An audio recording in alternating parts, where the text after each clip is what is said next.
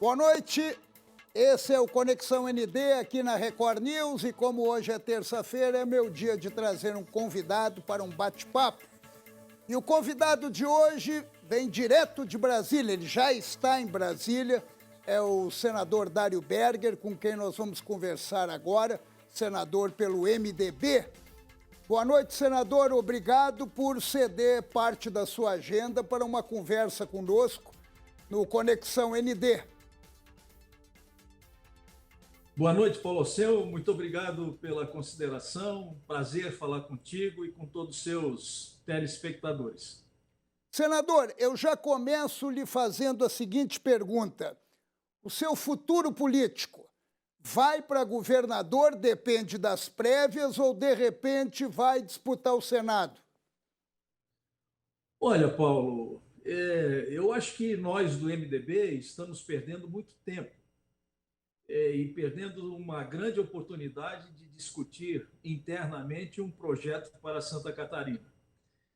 Ao invés de nós estarmos dialogando nesse sentido, nós estamos acabando brigando, de certa forma, entre aspas, entre nós, o que me parece que nós estamos perdendo tempo e diz o ditado que quem tem 3 candidatos não tem nenhum. A rigor, com todo respeito aos meus adversários dentro do partido, a candidatura deles, elas sequer existe, porque, veja bem, eu fui vereador, eu fui prefeito de São José, fui reeleito prefeito de São José, fui prefeito de Florianópolis, fui reeleito prefeito de Florianópolis e hoje sou senador da República. Então, de certa forma, sou empresário, sou da iniciativa privada, eu me sinto preparado para enfrentar esse desafio. O meu grande sonho de toda a minha vida foi ser governador. Ser senador aconteceu por um acaso, que eu acabei disputando a eleição, acabei vencendo, mas eu sempre persegui esse desejo, essa vontade de ser governador. Bem, o que está acontecendo com a candidatura dos meus adversários dentro do partido não é uma candidatura para ser candidato a governador, mas sim para prejudicar a minha candidatura, que é uma candidatura natural dentro do partido. E isso tem prejudicado o partido de uma forma geral, fazendo com que a gente tenha perdido muito tempo e perdido a oportunidade de continuar dialogando com os outros partidos e com outros agentes políticos de Santa Catarina na construção de um projeto para Santa Catarina de forma ordenada, planejada, e com os olhos voltados para o futuro. Agora, o senhor acredita que o senhor tem votos dentro do MDB para ser lançado como candidato do partido? Eu acho que sim. Veja bem, as maiores autoridades do partido estão a meu favor. Eu posso citar para você o seguinte: o doutor Eduardo Cunha Moreira, que foi governador, me apoia, Paulo Afonso, que foi governador, me apoia, o Mauro Mariani, que foi nosso candidato a governador, me apoia, o deputado Peninha me apoia, o deputado Edinho Beis me apoia, então muitos prefeitos me apoiam, e eu tenho uma esperança e a convicção de que as pessoas possam refletir melhor sobre esse aspecto e reavaliar conceitos e perceber que a melhor alternativa para disputar as eleições majoritárias agora para governador de Santa Catarina se incline para o meu nome. Eu tenho essa expectativa, tenho essa esperança e tenho certeza que isso vai acontecer, porque, na verdade, eu quero até mencionar que se aqueles que estão disputando junto comigo dentro do partido tivessem disparado uma intenção de voto significativa dentro do estado de Santa Catarina, eu mesmo seria o primeiro dar mão à palmatória, me curvar e apoiar essa candidatura. Mas o que acontece? Tanta candidatura de um quanto de outro, elas não existem, porque na pesquisa eles sequer aparecem, de maneira que são candidaturas inviáveis do ponto de vista de uma vitória no futuro. E essa expectativa certamente vai rolar dentro do partido e o partido vai optar pela melhor opção. E, diga-se de passagem, a melhor opção, imagino que possa ser o meu nome, haja visto que Eu participei de 6 eleições sucessivas, com 6 vitórias. Estou completando 28 anos de vida pública e de carreira, e tenho esse desejo e espero que o partido possa me dar essa oportunidade. Senador, ouvindo o senhor agora, me passou pela cabeça o seguinte: será que a direção do MDB não está, como ela teve uma aproximação com o governo Carlos Moisés, será que isso também eles não estão com o freio de mão puxado para depois tomar uma decisão e não partir para uma candidatura, o que seria lamentável em relação ao partido da estrutura do MDB? Olha, a tua pergunta é muito boa, tanto é que não é fácil de responder. Entretanto, que se percebe, que vocês percebem, e eu também percebo, faço parte desse contexto, é de que nós estamos participando do governo do governador Moisés em Santa Catarina. Nós estamos dando governabilidade ao governador. E o governador que começou mal a sua administração, como negando a política, criminalizando a política, teve um problema sério de relação institucional no início do seu mandato, mas agora me parece que ele começou mal, mas pode terminar relativamente bem ou bem. De maneira que eu respeito o governador, eu respeito a bancada estadual que está dando governabilidade, eu acho que isso é importante, porque eu não aposto no quanto pior, melhor. Eu acho que nós temos que ajudar o governador a governar, para que o Estado possa crescer, possa se desenvolver e que todos nós possamos caminhar junto na mesma direção. Entretanto, vai chegar a hora de nós tomarmos uma decisão. E tomar a decisão significa optar por um candidato do partido. Optando por um candidato do partido, certamente vai ser o nosso nome para enfrentar esse grande desafio que nós temos pela frente. Senador, não se ofenda, mas eu vou ter que perguntar. De repente o senhor iria como vice de Moisés ou de repente formaria a chapa majoritária disputando novamente o Senado e não encabeçaria para o governo? Olha, Paulo Alceu, eu estou disposto a ajudar a montar um projeto para Santa Catarina e, evidentemente, que nessas circunstâncias eu não escolho o lugar. Eu aceitaria, num projeto de desenvolvimento econômico e social para Santa Catarina, estar no local em que fosse escalado. Entretanto, não me passa pela cabeça ser candidato a vice-governador, nem candidato a senador, porque senador eu já fui. Eu não sou carreirista. Eu faço política pela vocação de poder servir, de poder ajudar, de poder construir. Por onde eu passei, as cidades passaram por uma grande transformação. No Senado Federal, eu fui presidente da Comissão de Orçamento, a comissão mais importante do Senado Federal.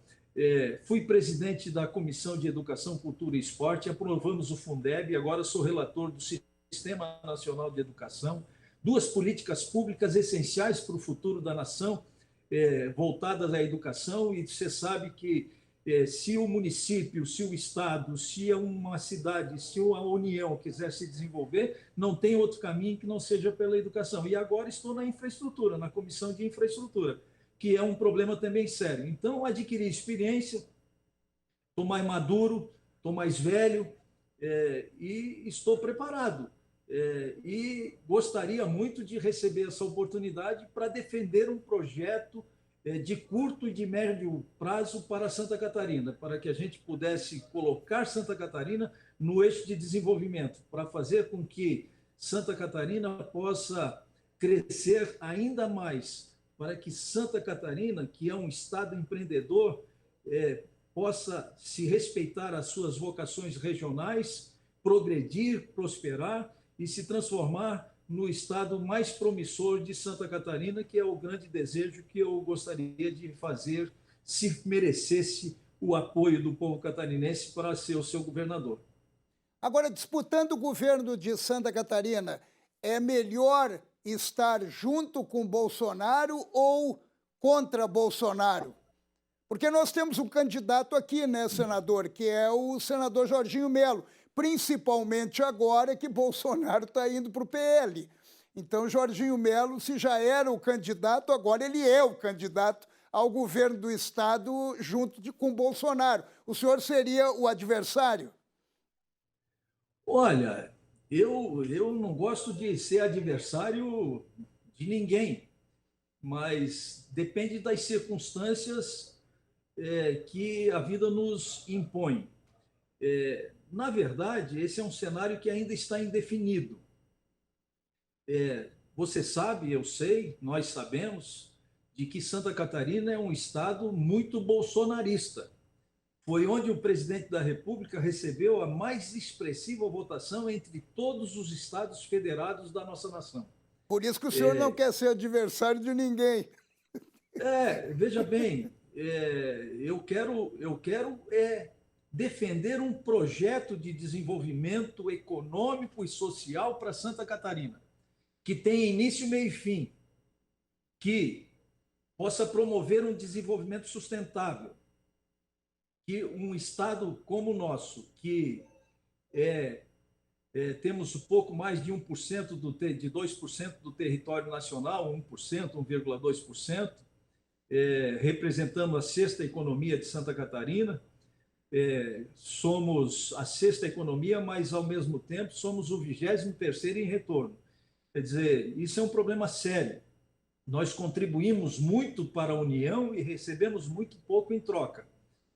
O que nós precisamos ter à frente da administração estadual é alguém que conheça os trânsito, que conheça os caminhos de Brasília, para exigir uma contrapartida adequada à realidade de Santa Catarina.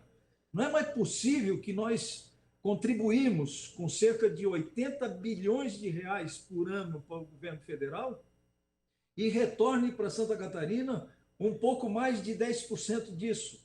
Isso nós estamos contribuindo para o desenvolvimento de outros estados através do Pacto Solidário entre os Estados Federados. O que significa dizer que, se nós fôssemos um país, nós certamente teríamos todos os nossos problemas resolvidos. Nós não precisaríamos estar pedindo ajuda para ninguém.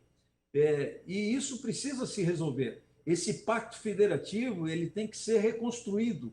Essa disparidade que existe em Santa Catarina é muito grande. Nós não podemos permitir que isso continue indefinidamente. Temos que fazer todo o esforço para que efetivamente essa realidade possa mudar, que nós possamos ter mais recursos, e se nós tivermos mais recursos, nós vamos ter oportunidade de duplicar as nossas rodovias, de implantar as nossas ferrovias, de melhorar a mobilidade urbana nas grandes cidades, de fazer um projeto de desenvolvimento econômico e social, principalmente para os municípios que têm menor IDH, que precisam de uma mão estendida do governador, porque um governador nada mais é do que um promotor, um indutor do desenvolvimento e de políticas públicas que visem a melhoria da qualidade de vida da população. Um governador nada mais é do que um mensageiro do futuro, um construtor do futuro. E nesse sentido que eu quero me apresentar, com alguém que tem os pés no chão, mas com os olhos voltados para o futuro, porque Santa Catarina é um município, é um estado promissor, é um estado que tem qualidade, a sua economia é forte e diversificada, ela está redistribuída ou distribuída em polos. Veja bem você, que no norte nós temos a indústria moveleira de um lado, nós temos o polo metal mecânico de outro lado, que é reconhecido no mundo inteiro. No sul nós temos a questão da cerâmica, que é importante. No oeste catarinense nós temos o setor ligado ao agronegócio.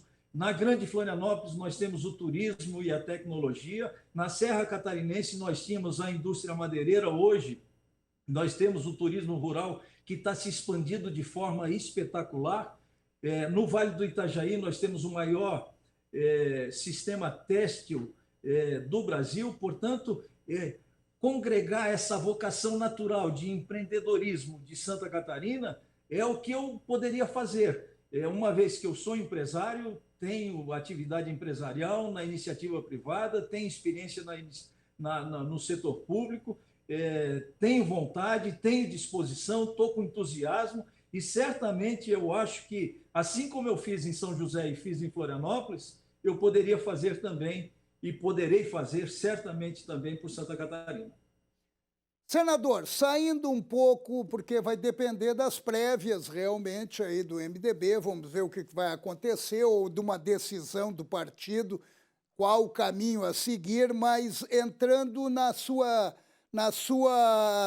função de senador da República, o senhor falou agora há pouco no Pacto Federativo.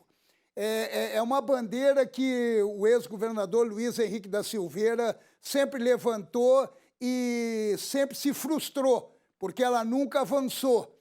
O senhor está aí no Senado, e continua a mesma coisa, o desejo de um pacto que não acontece. Por que não acontece?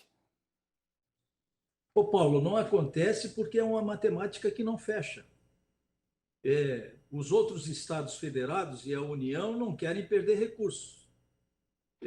Isso é como uma reforma tributária, por exemplo, que é simples de explicar.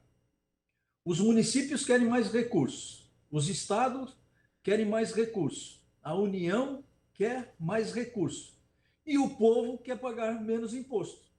Quer dizer, então, é uma matemática difícil de fechar, é um projeto difícil de aprovar.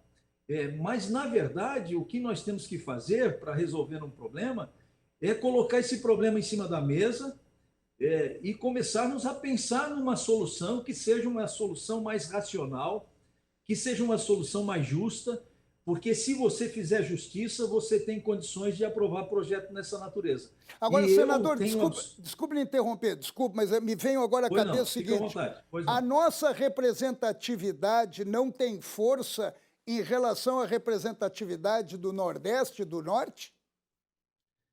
Olha, nós temos senadores extremamente qualificados no Sul, mas nós representamos uma minoria.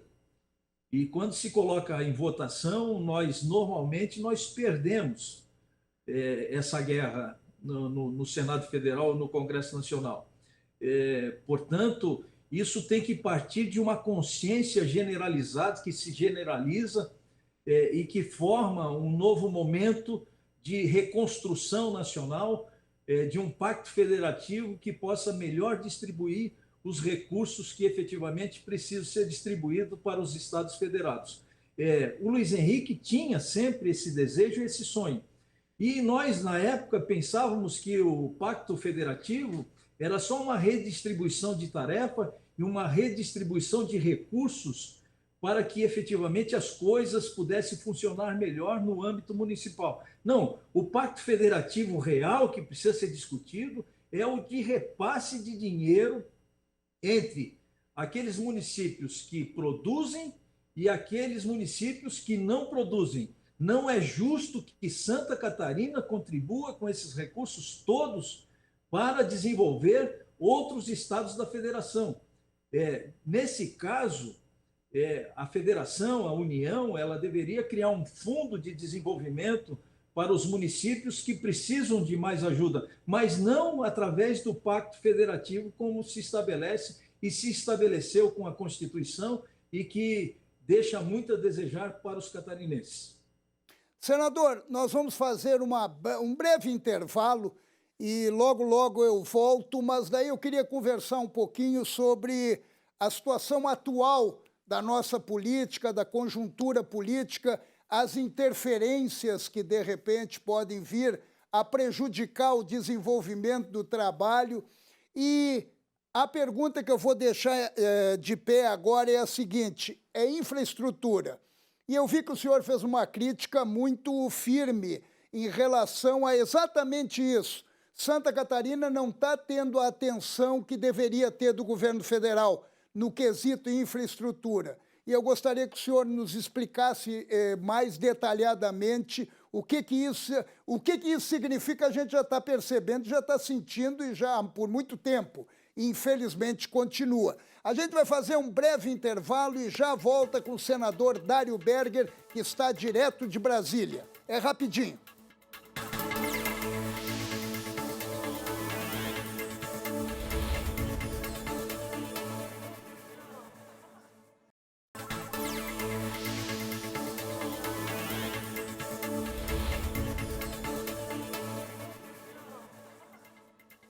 Esse é o Conexão ND aqui da Record News e hoje eu estou recebendo, direto de Brasília, o senador Dário Berger, senador do MDB. Nós já tivemos uma conversa agora há pouco no primeiro bloco e ele deixou claro que ele é, sim, pré-candidato ao governo do estado de Santa Catarina, está disposto, está preparado e pretende governar o estado, mas precisa passar primeiro pelas prévias do partido. Mas agora a nossa conversa é relacionada à sua atuação como senador e principalmente no quesito infraestrutura, que realmente o governo Bolsonaro está devendo para Santa Catarina. É a sua impressão? Eu acho que é a minha impressão e a impressão de todos os catarinenses. Nós esperávamos mais do governo do presidente da República. Porque você veja bem, Santa Catarina foi onde o presidente da República teve o melhor desempenho nas eleições passadas. Ele fez 76% dos votos, se eu não estou equivocado. Então, no momento de uma eleição, renasce entre nós a esperança e a expectativa da retribuição daquilo que se faz pelo governante. E me parece que eu posso afirmar de que o governo federal está devendo bastante para Santa Catarina. Veja bem que nós não inauguramos praticamente nenhum trecho. A 470 continua agonizando. A 280 continua também a passo de tartaruga. A 282 não tem as terceiras faixas daqui até o oeste catarinense, para não falar na duplicação. A 163 lá em cima estava uma calamidade pública. A 285, que falta 1 quilômetro apenas para ligar com o Rio Grande do Sul, para ligar a São José dos Ausentes, está também a passo de tartaruga. Então, veja só, só para falar em infraestrutura. Então, é nesse sentido. Isso não é uma crítica, isso é uma constatação. Porque nós tínhamos outra expectativa com o governo federal e ela não se confirmou. E, lamentavelmente, é o que nós estamos percebendo nesse momento. E um Estado, ele não se desenvolve se não tiver uma logística própria de desenvolvimento para que a infraestrutura necessária seja adequada para transportar a riqueza que é produzida no nosso Estado. Essa é que é a grande realidade. Um Estado não se desenvolve sem infraestrutura. A infraestrutura é fundamental, é essencial para o futuro de qualquer estado, muito mais de Santa Catarina. E nesse quesito eu entendo bastante. Quer dizer, por onde eu passei, eu fiz acontecer com relação a obras de infraestrutura. E eu pretendo dar continuidade a isso se merecer o apoio do catarinense para ser o seu governador. Pois é, a Fiesc está fazendo uma campanha em relação a uma BR-101 que já está precisando evoluir e as outras rodovias. O Grupo ND está apoiando, está participando também. Eu sei que os representantes do Fórum Parlamentar Catarinense também estão sintonizados com essa campanha que depois será levada ao governo federal e na expectativa de que Santa Catarina seja atendida. Senador, eu tenho uma pulga atrás da orelha, eu gostaria de lhe ouvir. E se trata daquele projeto da improbidade administrativa. Eu não acreditei no seu voto. O senhor foi o único senador que votou a favor daquele projeto e ele tem a visão de impunidade. Mas veja bem, Paulo Seu, a coisa mais difícil que existe é você fazer uma lei. Porque a lei ela devia ser experimental nos primeiros 3 meses ou nos primeiros 6 meses. O que aconteceu com a lei de improbidade administrativa no seu texto original, há 15 ou há quase 20 anos atrás, foi um erro de interpretação. Qualquer coisa que se fizesse era improbidade administrativa.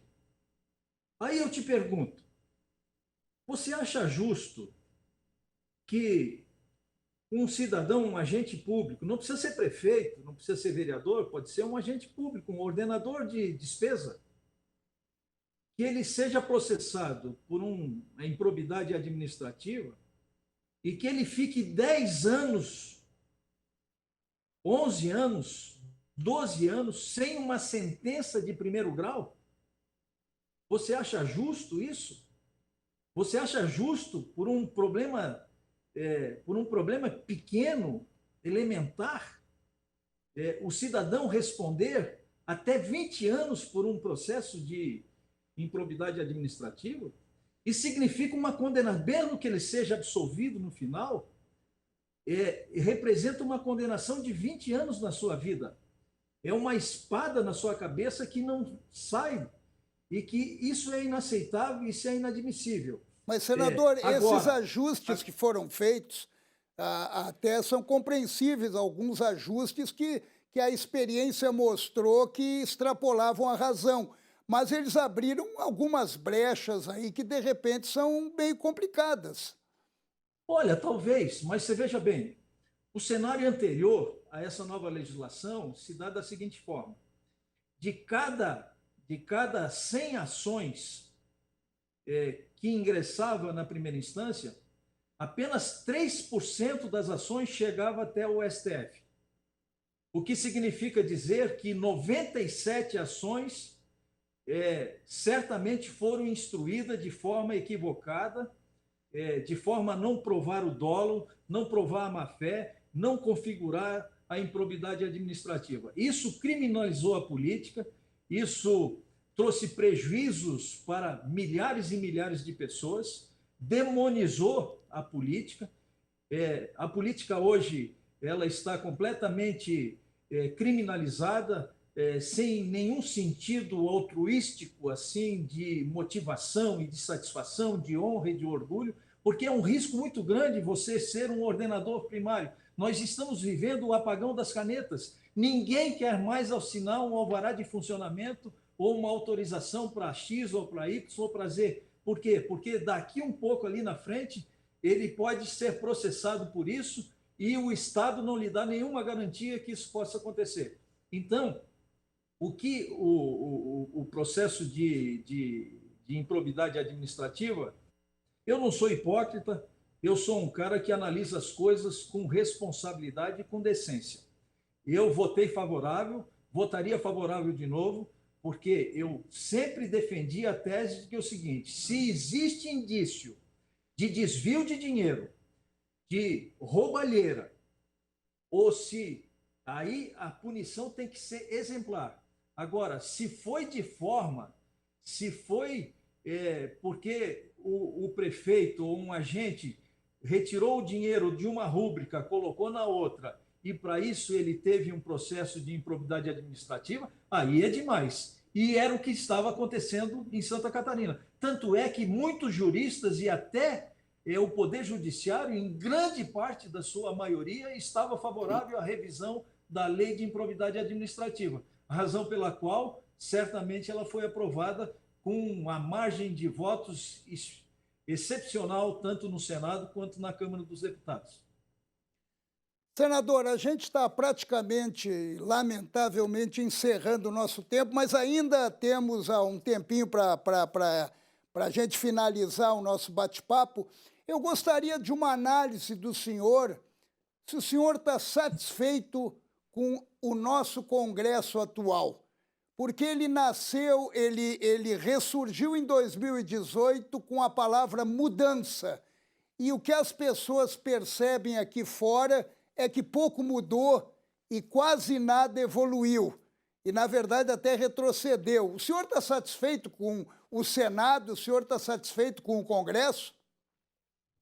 Olha, eu já me declarei, já fiz pronunciamento a esse respeito.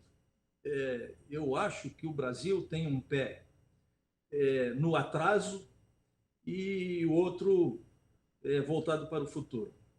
O Peter Drucker, que é o pai da administração moderna, defende a tese de que se você quiser fazer algo novo, você tem que parar de fazer algo velho, ou fazer as mesmas coisas como sempre foram feitas. Quer dizer, o que está acontecendo no Congresso Nacional é que as práticas voltaram a exercer um poder da mais velha política de todos os tempos.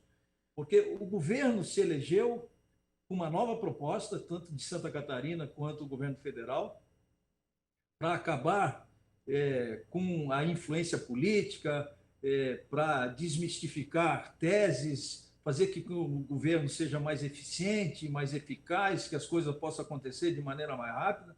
Mas o que aconteceu, o que nós estamos vendo na prática, é o que de mais velho está se praticando tanto no governo federal quanto no governo estadual. No governo federal, o presidente da República se aliou à banda podre do Congresso Nacional, que é o Centrão.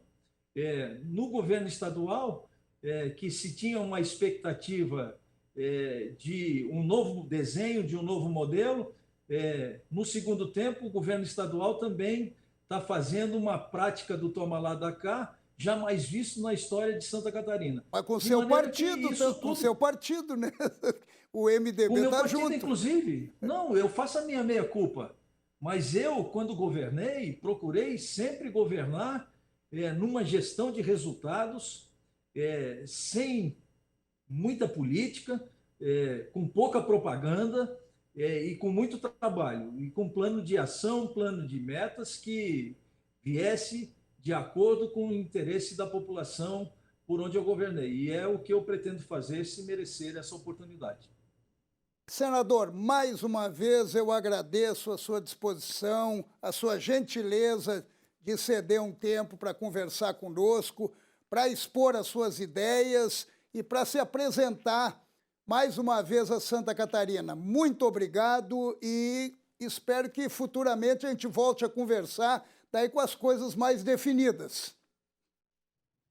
Ô Paulo Alceu, muito obrigado, um grande abraço a você, foi um grande prazer participar do seu programa, desejando paz e felicidade a todos. Obrigado, senador, um forte abraço e um abraço a todos vocês que nos acompanharam até aqui no Conexão ND, com o senador Dário Berger. Terça-feira que vem eu não estarei presente, porque eu entro em férias a partir de amanhã, mas daqui a 2 semanas eu volto ao Conexão ND.